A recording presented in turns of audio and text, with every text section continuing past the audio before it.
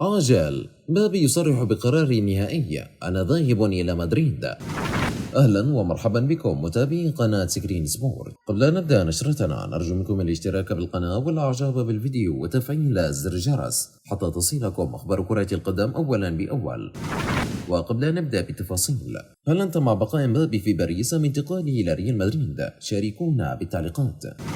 أبلغ كيليان مبابي مهاجم باريس سان جيرمان إدارة النادي الفرنسي بقراره النهائي في ظل الغموض الكبير الذي يسيطر على مستقبله خلال فترة الانتقالات الصيفية الراهنة. وحسب برنامج الشرينجيتو الإسباني الشهير، فإن مبابي اتخذ قراره النهائي المتمثل في البقاء مع باريس سان جيرمان الموسم الجديد على أن يرحل صوب ريال مدريد الإسباني في الصيف القادم. وينتهي عقد مبابي البالغ من العمر 24 عاما مع باريس سان جيرمان نهاية موسم 2023-2024،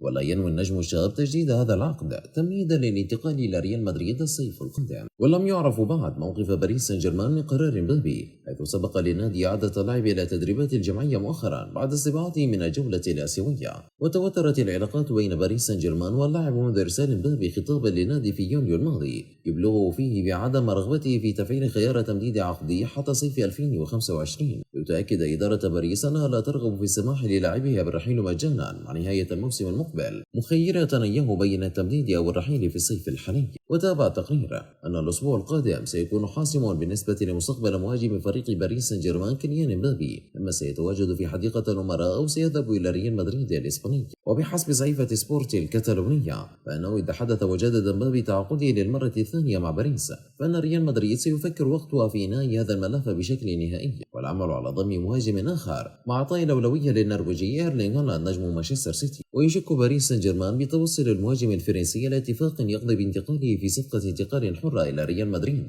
مع حصوله على مقدم عقد ضخم، وبذلك يكون فريق العاصمة الإسبانية قد وفر الكثير، ولن يكون مجبرا على تسديد أي مبلغ لبطل الليج 1 مقابل الحصول على خدمات بطل مونديال 2018 ووصيف مونديال قطر 2022 في 30 من يونيو لعام 2024.